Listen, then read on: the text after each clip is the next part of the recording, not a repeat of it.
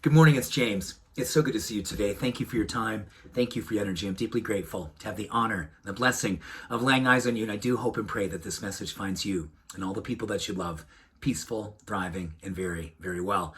I have been thinking so much about you, holding this community in my heart, especially this time of the year. I believe all of us really do want to show up. We want to be present.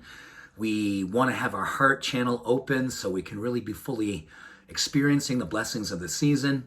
And yes, there's so much going on in the world, and I'm sure all of us would say, I've got a lot to do, and I'm doing my very best to keep myself centered, to keep myself present, to keep my love light on for myself and the people that I love all around me. There's two things that I try to do very, very diligently and with a great amount of discipline.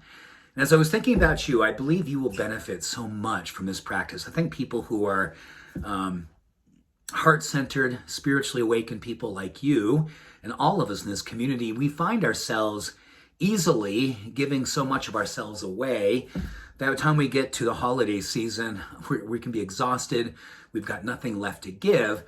And I'd really love for you to think about these two disciplines. I know we've talked about the word discipline a lot, and meaning that it's a student experience, being a student of what makes you come alive, discipline, disciple. Two types of discipline will absolutely be one of the most powerful practices, I promise you. If you decide to integrate these, I know they will give you such a sense of hope, a sense of empowerment, and a sense of peace. So the first type of discipline is structural discipline, especially this time of the year when structure can go away, right? You look at your day, there's so many things you want to do, you have your list, and then oftentimes in that list, you go, oh my gosh, I didn't stop and get my blood sugar balanced. I didn't eat even a meal. I didn't get out for my walk. I didn't do the things that I know help me to feel strong, help me to feel centered, help me to feel peaceful, help me to feel purposeful and possible. So structural discipline is simply mapping out your day in such a way that you fully begin with 2, 3, 4 things that you know are your self-care non-negotiable practices. They go in first, and then everything else. This is heroic, right? Because you're like, well, this time of the year, I got so many more things, and that's going to move that stuff out of the way. Please, put the stuff that's most important first, and then map out the rest of your day. The other one is reactive discipline.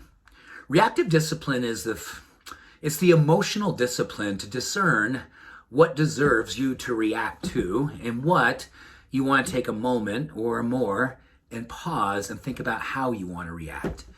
Because I think emotions tend to run high this time of the year. A lot of memories, a lot of pressure, a lot of stuff.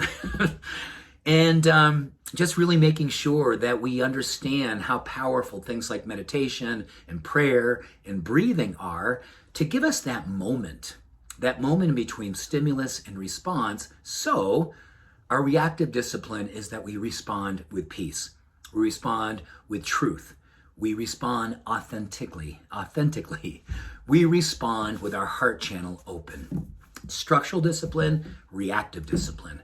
These two disciplines will help us all to navigate this season under the influence of a greater sense of hope, a greater sense of possibility, a greater sense of the kind of way we wish to be, helping us to fully navigate this time of the year under the influence of grace, gratitude, and a gritty sense of who it is that we care to be and always want to show up to be this time of the year and all the time. Structural and reactive discipline, beautiful practices to help us navigate and keep our love light on.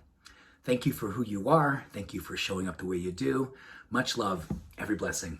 Bye for now.